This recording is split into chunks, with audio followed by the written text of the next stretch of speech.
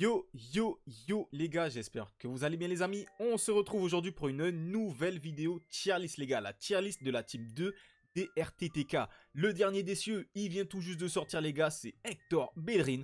Donc maintenant, on a la team complète des RTTK 2 et on va faire la tier list. C'est parti, let's go. Donc les amis, on se retrouve comme d'habitude sur le site Tiermaker, le site sur lequel je réalise les tier lists. On a nos 4 catégories comme d'habitude, moyen, bon, très bon et GOAT les gars. Et comme d'hab, on va commencer avec la catégorie des joueurs moyens. Donc les amis, on va commencer les gars avec Amarté, carte RTTK, Europa League, conférence les amis. Il joue en Super League, donc voilà, nationalité ghanéenne, ça va être compliqué à linker. La carte n'est pas folichonne, franchement on a 10 000 DC meilleur que lui. Donc pour moi, ça va aller en moyen. On va enchaîner les gars, je le cherche là avec Bergwijn les gars, on va le mettre en moyen aussi. Déjà au niveau du mauvais pied, ce n'est pas bon. En plus il joue à l'Ajax qui est catastrophique. Donc je pense qu'il ne faut pas trop compter sur Bergwijn. Après peut-être que je peux me tromper et que l'Ajax ils vont faire une bonne suite de saison en poule. Mais franchement pour moi, ce sera pas top top. On va enchaîner les gars avec son compatriote Classy, les amis, AZ Alkmaar les gars. Voilà, même s'il évolue, il aura 85, il n'aura toujours pas une carte intéressante. Donc ça aussi, ça va aller dans moyen les amis. Est-ce qu'on a fini avec la catégorie des joueurs moyens? Je pense que oui les gars, on peut maintenant passer... Non, attendez, on va terminer quand même avec Pedro les gars. Même si j'ai vu des gens sur mon chat me dire ouais Pedro il est bon, il est bon. Non les gars, ailier droit avec 80 de vitesse, 82 tirs, 82 passes. Sinon merci, je crois qu'il a 5 étoiles de mauvais pied mais ça change rien. Il a beaucoup en dribble également mais ça change rien. Donc voilà, les 4 fantastiques les amis, on va les retrouver dans la catégorie des moyens. On va maintenant passer à la catégorie des bons joueurs les gars. Et je pense que je vais mettre Serginho Dest. C'est dommage qu'il soit pas néerlandais, les gars. Il avait le choix avant de choisir les États-Unis. Il pouvait choisir les Pays-Bas. Bon, bah, tant mieux pour lui s'il a pris les States. Mais c'est plus compliqué à placer. Là, il aurait été DD néerlandais. Ça aurait été magnifique, franchement.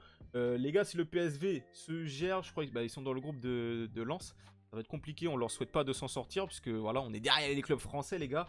Mais si le PSV arrive à sortir et qu'il passe à 85, les gars, ça peut être une carte vraiment sympa. On se rappelle l'année dernière, il avait un OTW. Il n'a jamais évolué. Continue les gars, avec Hector Bellerin, pour le moment je le mets dans bon, après ça peut passer dans très bon, mais franchement lui c'est une bonne idée de l'avoir mis parce qu'on n'a pas beaucoup d'alternatives au poste de latéral droit en Liga, franchement, donc on a quoi? On a Lucas Vazquez, personne ne va jouer avec ça, Carvajal, personne ne va jouer avec ça, au Barça t'as Cancelo que tu peux mettre à droite, mais sinon t'as pas énormément d'options, t'as Jules Koundé mais tu vas pas le mettre à droite, donc Hector Bellerin, c'est un peu rafraîchissant, s'il augmente tu vas dépasser les 90 de vitesse, niveau du physique c'est compliqué, mais franchement ça peut être pas mal. On va continuer les gars avec Oussem Aouar. Alors lui il est plus à son prime. On se rappelle les cartes Purstar, les cartes Fantasy, les cartes Flashback de Oussem Aouar. Du très très sale. Là il a quand même eu un plus 10. Donc franchement c'est intéressant. La carte elle est sympa. Si la Roma se gère il passe à 88. Il aurait une carte quand même assez sympa. Mais les gars je vais quand même le laisser dans bon. À voir par la suite. On va continuer les gars avec Mario Götze. Lui aussi belle carte. Francfort je pense qu'ils vont se gérer en Ligue Europa Conférence, il devrait arriver à 89. Franchement, ça peut être sympa, ça peut être une petite alternative en Bundesliga si on n'a pas envie de jouer avec Marco Reus, on n'a pas envie de jouer avec Julian Brandt, on n'a pas assez d'argent pour Moussiala. Ça peut être sympa Mario Götze. Donc ça va aller dans les bons joueurs les gars. On va continuer avec, j'allais dire Bellerin, avec Darmian les gars. Darmian qui était une carte gratuite. Donc, franchement très intéressante, elle était pas très dure à récupérer. L'Inter c'est devenu une équipe solide en Ligue des Champions, donc je pense qu'il va passer à 87 sans souci, plus de 80 de vitesse, 90 de défense. Au niveau du physique, ça peut être un petit peu léger. Franchement, ça doit faire le taf, ça doit clairement faire le taf. On continue les gars avec Matic. Alors lui, belle carte, hein, mais voilà, pas assez pour le mettre dans les très bons joueurs. Très très très gros up au niveau de la vitesse, les gars, ils lui ont mis un plus 40, un plus 30, je sais pas combien. Après, personnellement, je souhaite pas qu'il évolue parce que moi j'ai fait Francis Coquelin, le GOAT Coquelin. Donc il est en rivalité avec Matic. Et Matic, franchement, au milieu, en Ligue 1, on sait que cette année, avec tous les départs, il y a vraiment plus rien au milieu, plus rien d'intéressant. Donc là, Matic, c'est un petit MDC qui peut être vraiment très sympa. Les gars, je pense que on va conclure. Je pense qu'on va conclure. Voilà, c'est dur, hein. Mais on va conclure avec Pépé. Il y a une vraie carte, hein. Franchement, j'aurais pu le mettre dans très bon, mais Porto, je ne sais pas s'ils vont sortir des poules. Peut-être qu'ils vont sortir. J'ai un peu peur qu'ils remplissent pas toutes les conditions. Après, ils jouent en Liga NOS. Non, tu sais quoi, je vais le mettre dans très bon. Tu vois, je suis gentil, je suis d'humeur gentil aujourd'hui. Vous voyez, tous les joueurs, les gars, là, il y en aura beaucoup qui seront dans très bon. Pépé, on va le mettre dans très bon parce qu'en vrai, il a une carte de. Il a quand même une sacrée carte, hein, de la vitesse, de la défense, du physique, un physique de dingo. Donc voilà, Pépé, on compte sur Porto. Porto, on sait qu'une année sur deux, ça peut passer les poules. Là, ils sont dans le groupe du Barça. Peut-être qu'ils peuvent finir derrière le Barça, mais Pépé, vraie carte. Franchement, si on veut se faire une équipe fun, une équipe originale, Pépé, ça fait clairement le taf. On va rester, les gars, en Liga NOS. Angel Di Maria que je mets en très bon. On va même plus le mettre dans GOAT, mais je crois que le Benfica, je me rappelle plus, j'ai plus les classements en tête. Le Benfica, je crois ils ont 2 défaites en Ligue des Champions. Donc ça peut être compliqué pour lui d'évoluer s'il se ressaisisse pas assez vite. Franchement, j'ai eu que des retours positifs. J'ai vu sur des live Twitch que Di Maria, c'était du très sale. 5 étoiles de geste technique, 3 étoiles de mauvais pied. Une valeur sûre de FIFA. On va continuer, les gars, avec Jonathan David, le premier SBC qui est sorti pour les RTTK Team 2. Franchement, une belle alternative à Kolo Muani en Ligue 1. Bien mieux que Ben Yedder. Maintenant, c'est que Ben Yedder, les gars, il commence à se faire un peu vieux. Il a de la vitesse, il a de la frappe. Le seul petit défaut pour moi, qui aime bien skiller, c'est qu'il n'a pas les 4 étoiles de geste technique. Mais bon, ça, c'est un détail. Mais franchement, Jonathan David, très intéressant. Très belle carte. On va rester en Ligue 1, les gars. Et on va mettre Sissoko, les amis néerlandais de Toulouse, les gars. Lui, je crois que c'était une carte d'argent. Il a eu un giga up, 86, de la vitesse, du dribble. Franchement, la carte, elle est super sexy, super intéressante. Ça doit être cool de jouer avec ce genre de joueur. Après, les gars, la Toulouse, je crois qu'ils ont 4 points ou 6 points. En tout cas, ils ont gagné leur dernier match. Là, ils vont avoir une double confrontation avec Liverpool. Ça va vraiment être compliqué. Vraiment être compliqué. Mais on croise les doigts. Si Toulouse arrive à sortir de sa poule, déjà, ce serait un exploit pour le football français. Et en plus, le petit Sissoko, il passerait à 88. Et là, il serait presque à 99 de vitesse. Plus de 90 de dribble, 80 de tir. Vas-y, franchement, très sale. On va continuer, les gars, avec Marcos Acuna. Est-ce que Gully Gang, ben, je pense que si Séville se gère, ils seront Gully Gang. Séville qui est dans le groupe du PSV, de Lens et de Arsenal, les gars. Franchement, groupe ultra compétitif. On va voir qui va sortir de ce groupe. Franchement, des bons retours sur lui. Je pense que lui, si tu le joues au milieu de terrain, ça peut être vraiment super intéressant.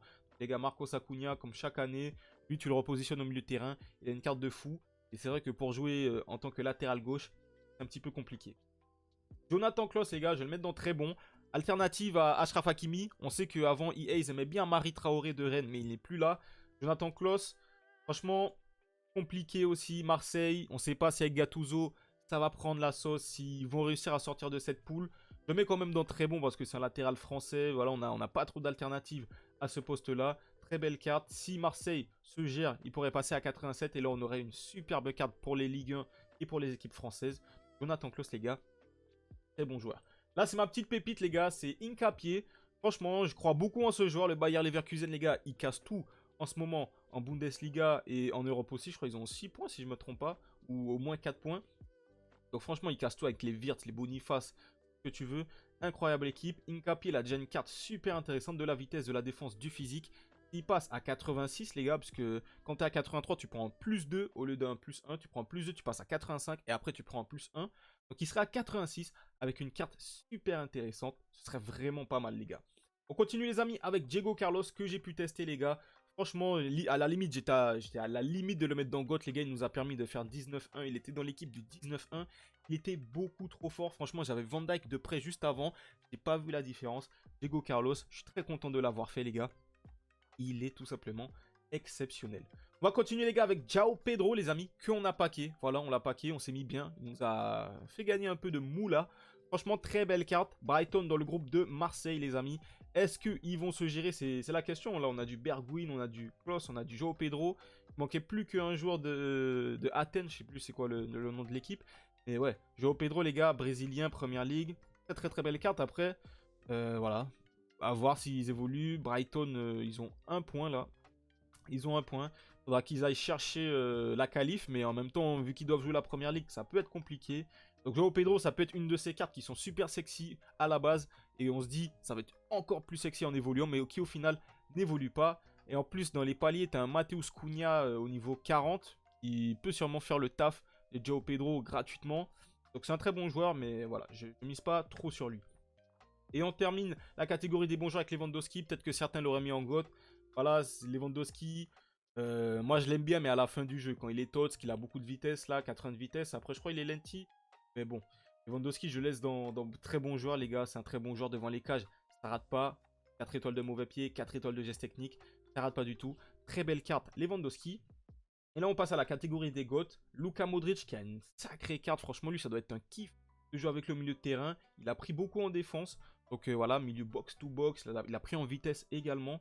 Que des bons retours sur lui. J'ai vu pas mal de gens le paquet. Pas mal de gens accrochés et qui fait jouer avec lui. Donc Luka Modric, bien entendu, les gars, que ça va aller en GOAT. Et on termine avec le GOAT, évidemment, Ousmane Dembélé, les gars, double 5 étoiles, Paris Saint-Germain, même s'ils ont perdu contre Newcastle récemment, je pense quand même que le PSG pourra sortir de cette poule et va faire le max pour les évolutions. On aura un Dembélé à 91, les gars, et bien sûr que c'est Gotex, ça c'est une carte, tu peux la jouer jusqu'en mai. Après, bon, je sais qu'il y en a, ils aiment pas garder des cartes aussi longtemps, mais double 5 étoiles, de la vitesse, incroyable Ousmane Dembélé, on connaît, c'est une valeur sûre sur FIFA. Donc voilà ma tier list les amis, n'hésitez pas à me dire ce que vous en pensez en commentaire, si vous la validez ou pas. Si vous la validez pas, dites-moi pourquoi. Si vous êtes d'accord, dites-moi que vous êtes d'accord. On se retrouve pour une prochaine vidéo la famille, prenez soin de vous. La paix sur vous les gars. Boum.